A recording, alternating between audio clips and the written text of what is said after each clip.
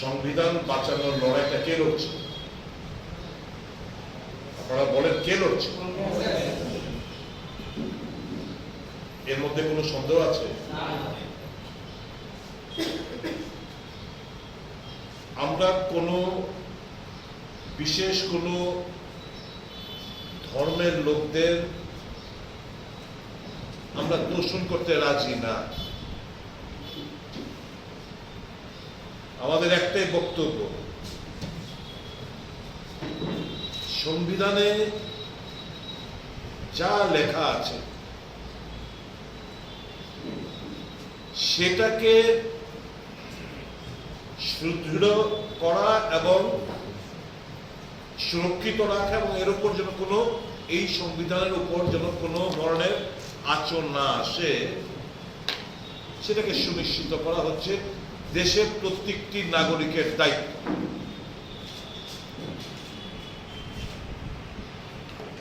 এই যে সংবিধান, এই যে কথা বলছি আমরা মত বিনিময় করছি, এই সংবিধান প্রদত্ত ক্ষমতা, এটা কিন্তু বিজেপি দল এই সংবিধানকে আপনারা জানেন তারা মানতে চায় না, তারা আজও মানেন না। কারণ তারা তাদের মানসিকতা হচ্ছে মনোবাদিতে বিশ্বাসী, মনুস্মৃতিতে বিশ্বাসী। কাজে তারা এখনো ওই মধ্যযুগের চিন্তা ভাবনার মধ্যে আবদ্ধ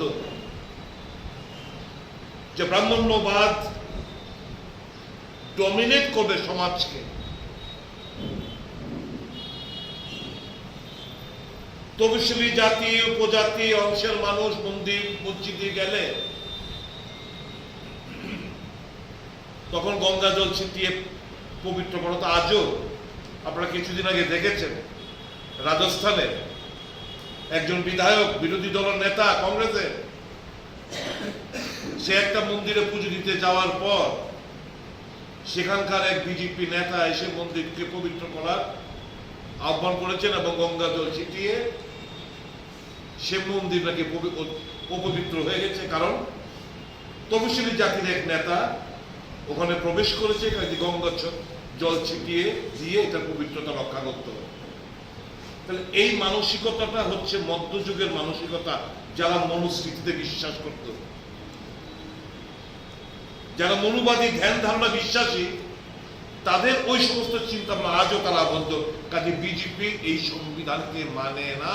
তাই তো অমিত শাহ পার্লামেন্টের বলতে পারে, अरे भाई अंबेडकर अंबेडकर अंबेडकर अंबेडकर अंबेडकर इतना बार अगर भगवान का नाम लिया होता तो 7 जन्म तक स्वर्ग प्राप्त होता।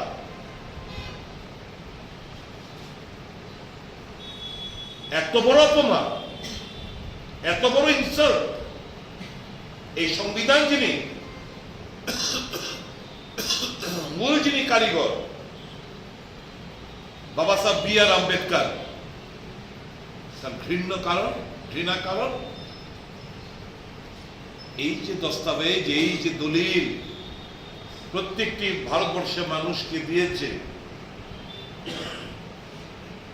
সামান্যতা, ইকুয়ালিটি, গণতান্ত্রিক অধিকার, সেগুলো তো এরা মানতে পারছে না।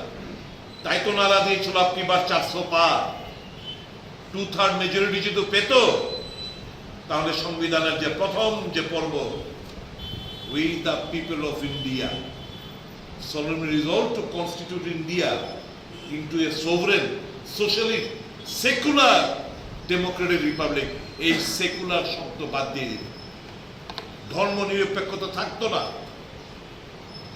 আবার পুনরায় ধর্মের নামে, জাতপাতের নামে খুন খারাপি এখনো চলছে বিজেপির জবাবে।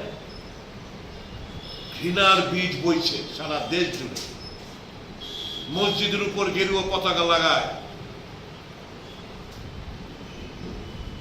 এগুলো তো সরাসরি আঘাত এই কনস্টিটিউশন অফ ইন্ডিয়া,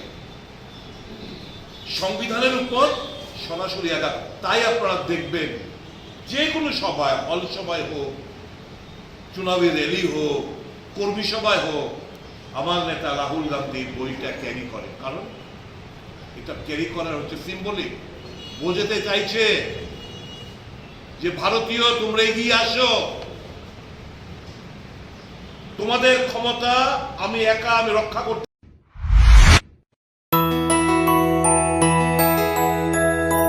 স্বাদে ভরা ঘিয়ের সুবাস লংতরায়, কি ভালো খেতে। শুদ্ধ ঘিয়ের আবেশ ভরা লংতরায়, অপূর্ব সুগন্ধ, পুষ্টি ভরা ঘিয়ের খাবার, গাওয়া ঘি প্রিয় সবার লংতরায়। একেই বলে বিশুদ্ধ ঘি। বিশুদ্ধ ঘি নাম মনে রেখো লংতরায়। লংতরাই ঘি রোজ খাবারে তোমাকে চাই। লংতরায়, লংতরায়।